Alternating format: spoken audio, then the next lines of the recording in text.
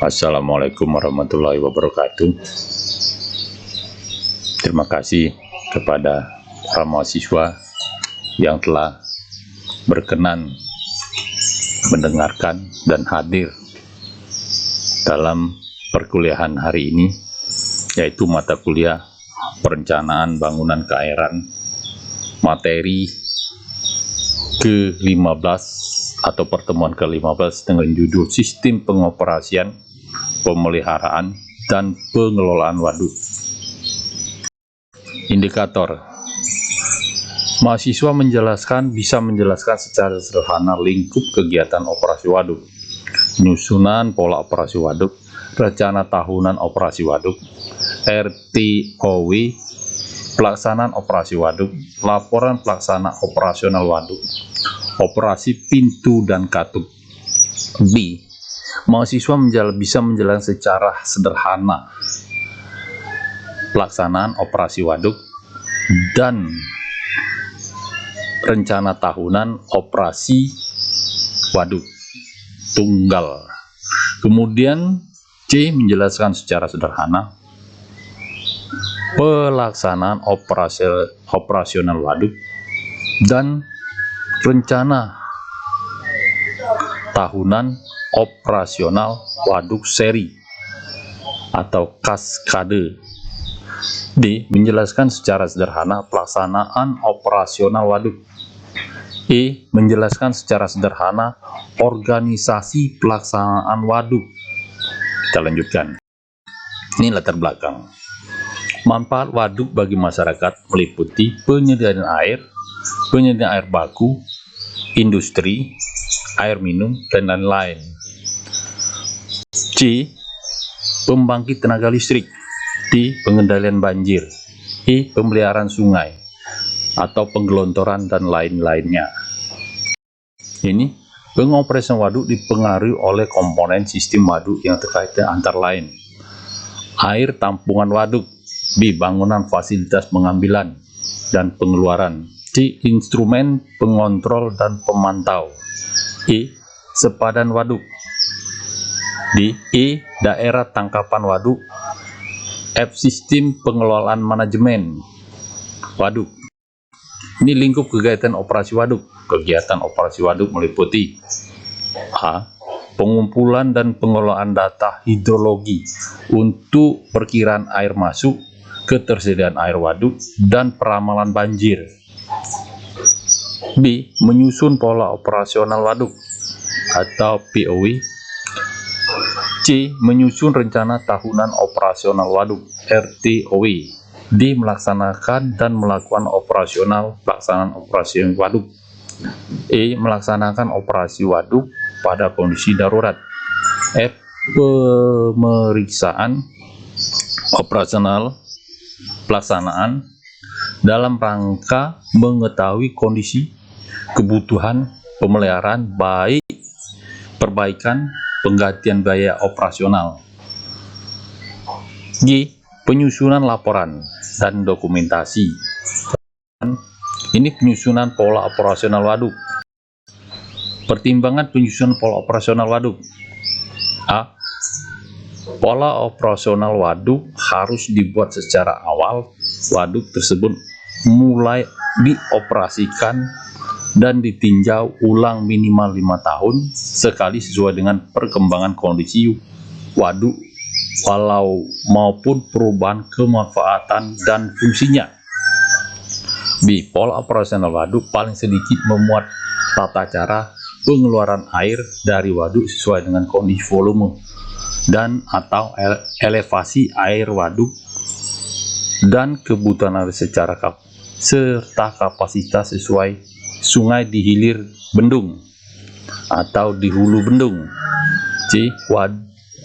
Pola operasional waduk dibuat berdasarkan karakteristik dari masing-masing waduk, baik waduk tunggal maupun waduk ganda atau kaskade, dengan fungsi sebagai ekaguna atau multiguna. D. POW diwujudkan dalam bentuk rule kurva zone operasional yang dibatasi oleh lengkung batas operasional normal atas dan lengkung batas operasional bawah, serta rencana air masuk dan keluar. Lengkung batas operasional atas dan lengkung batas operasional bawah kembali pada posisi awal, atau dalam kurung TMA awal sama dengan TMA akhir, tinggi muka air ini, TMA ini. Kita lanjut. Tampungan waduk dibagi menjadi beberapa bagian, yaitu tampungan efektif streak. 2. Tampungan banjir, flood streak. 3. Tampungan mati, dead streak. 4. Tampungan efektif operasional. Batasan pemanfaatan tampungan waduk diklasifikasikan sebagai berikut. 1. Bagi bendungan dengan pelimpah berpintu, pengeluaran air lewat pelimpah harus memperhatikan kapasitas tampungan air sungai di hilir. Kemudian 2. Berdasarkan fungsinya, waduk dapat diklasifikasikan menjadi 2 jenis, yaitu waduk ekaguna atau single purpose. B. Waduk multiguna, multi-purpose. Ini yang single ini biasanya untuk pam, hanya untuk sawah. Kalau multiguna ini macam-macam, dari pam, dari air irigasi dan lain sebagainya, tergantung kebutuhan. Air minum juga bisa di sini. 3 hal yang harus diperhatikan dalam mengoperasikan waduk multiguna adalah konflik kepentingan, terutama bila potensi sumber daya air terbatas. Konflik kepentingan terjadi karena setiap jenis kebutuhan memiliki persyaratan dalam mengoptimalkannya. Contoh, tanaman padi dengan ikan, kolam dengan tak sawah, itu dengan dan lain sebagainya. Itu bisa terjadi konflik interest di dalam masyarakat. Ini pendekatan yang dapat digunakan di dalam pengoperasian waduk adalah sebagai berikut. Pola pengoperasian dengan pendekatan tahunan, 1 year return, artinya waduk pada awal operasi dalam kondisi penuh dan untuk periode 1 tahun operasi waduk diusahakan kembali penuh. Pola pengoperasian dengan pendekatan beberapa tahun, multi-year return, artinya waduk pada awal operasi dan dalam kondisi penuh dan tidak merupakan suatu keharusan target bahwa pada akhir operasi dalam 1 tahun elevasinya kembali seperti awal operasi.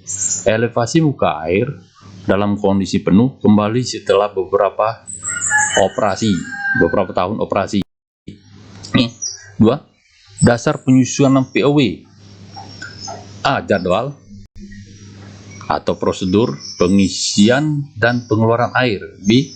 Kondisi aliran air masuk diperhitungkan untuk kondisi tahun basah normal atas, untuk kurva batas atas, dan tahun kering normal bawah untuk kelas bawah. C. Kebutuhan air yang harus dipenuhi adalah rencana pokok penyediaan air. D. Untuk waduk seri kaskade, maka pengeluaran air waduk harus mempertimbangkan pengeluaran waduk lainnya. Pengeluaran air ke hilir pada banjir harus mempertimbangkan kapasitas sebagai yang ada di bagian hilir, jangan sampai menimbulkan banjir. Program jadwal pemeliharaan sarana hidromekanik dan hidrolistrik seperti untuk PLTA, katup, pintu, tile, race, dan lain-lain.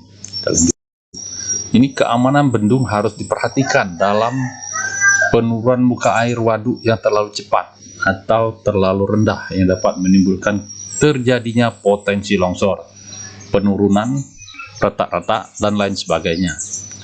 Untuk bendungan dengan pelimpah berpintu penutup, penetapan CLW control water level atau penetapan awal masa recovery harus diperhatikan dan diperhitungkan dengan cermat terhadap pengendalian banjir dan pengisian waduk. Kita lanjutkan. 3. Kondisi batas. Untuk keperluan pengendalian banjir, kontrol water level atau CWL waduk dengan pelimpah berpintu perlu ditetapkan.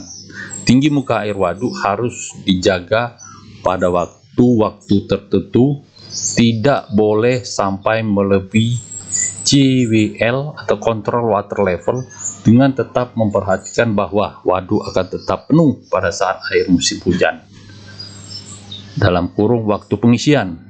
B. Untuk antisipasi terjadinya kekeringan, kontrol water level waduk perlu ditetapkan untuk mengantisipasi kemungkinan terjadinya kekeringan. Untuk itu, tinggi muka air waduk dijaga tidak lebih rendah dari kontrol water level yang telah ditetapkan pada waktu atau bulan tertentu. C. Untuk keperluan pengoperasian operasional turbin, pintu dan lain-lain memerlukan kontrol water level waduk sebagai batas muka air minimum. Kita lanjutkan. 4 tahun basah, 4 tahun basah dan tahun kering. Menurut BMKG, tahun normal adalah tahun pada saat curah hujan berkisar antara 85% sampai 115% dari curah hujan rata-rata hasil pengamatan, dengan asumsi hubungan curah hujan dengan debit adalah linier. Maka tahun normal dan tahun pada saat terbit berkisar antara 85% sampai 150% 15% dari debit rata-rata hasil pengamatan. Kita lanjutkan. Tanggung jawab penyusunan POW. 5. Tanggung jawab penyusunan POW. Penanggung jawab penyusunan POW adalah pengelola bendungan yang harus ditinjau dan dievaluasi setiap 5 tahun sekali. Penyusunan POW melibatkan instansi stakeholder, wakil pemanfaatan terkait, dikoordinasikan melalui tim koordinasi pengelolaan sumber daya air TKPSDA wilayah sungai yang bersangkutan, serta Dewan Sumber Daya Air Nasional maupun daerah. Nah, ini yang tidak berjalan. Contoh kita bendung atau waduk waterpump ini tidak berjalan ke sendiri-sendiri gitu. Kita lanjutkan. Ini kaji ulang POW pola operasional waduk. Kajian ulang harus dilakukan 5 tahun sekali atau setiap terjadi adanya perubahan kondisi waduk, kondisi hidrologi yang ekstrim, dan atau perubahan tingkat layanan air. Ini rencana tahunan operasional waduk RTOW. RTOW dimaksudkan sebagai panduan pelaksanaan operasional harian waduk yang disusun setiap tahun berdasarkan data teknis dan kondisi hidrologi terakhir. Kemudian B, RTOW ini digunakan sebagai pengelola waduk dalam rangka pengendalian atau pengaturan air harian rutin waduk dalam rangka memenuhi kebutuhan air di hilir selama 1 tahun. 2.3.1 Dasar penyusunan RTOW. Perkiraan setinggi muka air pada awal tahun. B. Informasi ramalan musim yang dihadapi dari BMKG. Ini analisis informasi musim. Perakiraan lengkung debit inflow. D. Kondisi persiapan unit pembangkit listrik dan prasarana bila bendungan memiliki PLTA. Kalau kita yang punya PLTA atau PLTA Musi yang ada di Curup itu, yang di Rejang Rebong sebelah sana Curup. E. Rencana tahunan kebutuhan air, irigasi, air baku, PLTA. Kalau irigasi ada yang di dam Kelingi Tugumlo, dam waterpump. Kalau air baku ini ada yang di Watas. Ini kalau PLTA itu kata Bapak tadi yang ada di Rejang Lebong. sasaran khusus produksi listrik padi yang menetapkan pemerintah. Seperti pada tahun 2007 pemerintah menargetkan kenaikan produksi padi sebesar 2 juta ton. G. Kebutuhan ketinggian muka air untuk menunjang olahraga atas usul KONI untuk kegiatan pertandingan nasional dan internasional. Nah, kalau kita ini ada di Jakabaring Sport Center, ada kolam, di sana ada tempat berenang, di sana ada untuk jet ski, ski air. RTOW perlu dilakukan evaluasi pada periode menjelang musim kemarau dan akhir kemarau, awal musim hujan. Tanggung jawab RTOW, penanggung jawab penyusunan operasional waduk, pelaksana operasional waduk adalah pengelola bendungan yang dibuat setiap tahun. Proses penyusunan penetapan dilakukan dengan berkoordinasi dengan instansi stakeholder, wakil-wakil pemanfaat terkait melalui TKPSDA wilayah sungai terkait. Kalau kita wilayah sungai 8, 7 itu Jambi, 8 kita lanjut. Ini evaluasi RTOW. Evaluasi RTOW dilakukan apabila upaya penyesuaian akibat terjadinya penyimpangan tidak bisa dilakukan. Proses evaluasi RTOW juga harus melibatkan pihak-pihak yang terkait dalam proses penyusunan dan penetapan melalui TKPSDA wilayah sungai terkait. Pelaksana operasional waduk, ada operasional normal. Normal itu biasa-biasa sekarang yang terjadi sekarang sudah normal. Kemudian operasional banjir waktu musim hujan. Operasional darurat. Darurat ini biasanya di musim kemarau dan musim pancaroba. Kemarin ada rumah hanyut itu. Ini pelaksana operasional waduk.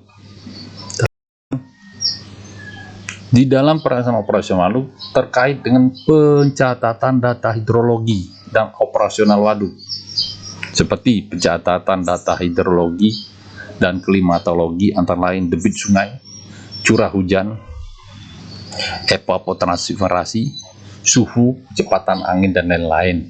Ini nantinya ke evaporasi, ini ke BMKG. B.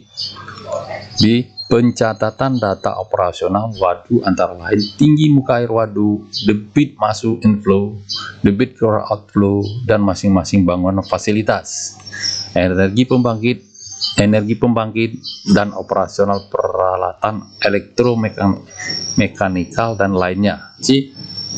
Pencatatan dilakukan secara jam-jaman. Selanjutnya data tersebut dihitung rata-rata per periode, harian, dasar harian, tengah bulanan, atau sesuai dengan periode waktu operasional waduk yang telah ditetapkan, dan data elevasi atau diduga muka air setiap akhir periode.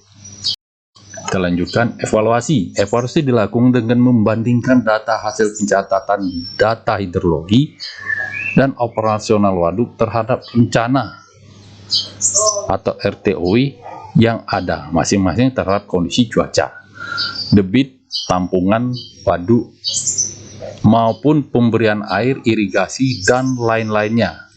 Dan ini pelaporan data hasil monitoring baik dasar harian, tengah bulanan maupun bulanan harus dilaporkan kepada instansi terkait, yang mana periode yang penyampaian laporan serta kepada setiap laporan tersebut disampaikan tergantung dari kesepakatan yang dituangkan dalam RTOW. Kita lanjutkan operasi pintu dan katup. Operasi balance dan unbalance. Ada water balance, itu operasinya. Kemudian pintu pengambilan, itu kembalian apa dibuka, apa ditutup. Pintu kembalian pengambilan untuk PLTA dan atau air baku. Ini PDAM air baku ini.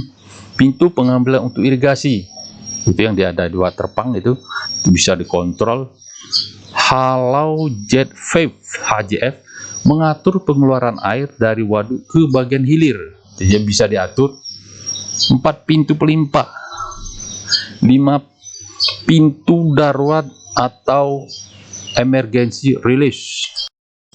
Ini latihan. 1, ini dikerjakan, nanti dikumpulkan. Ini sebelum UAS, ini latihan ini. Dilihat dari fungsinya, apa beda antara bendung dengan bendungan. 2, apakah waduk pada umumnya. 3, komponen apa saja yang mempengaruhi operasi waduk. Sebutkan minimal 3 saja. Jelaskan kegiatan operasional banjir. Kelima, jelaskan pengertian operasional banjir. Keenam, jelaskan keadaan yang dapat mengancam bendungan ataupun kebutuhan bendungan. Oke, terima kasih. Saya tutup. Wassalamualaikum warahmatullahi wabarakatuh.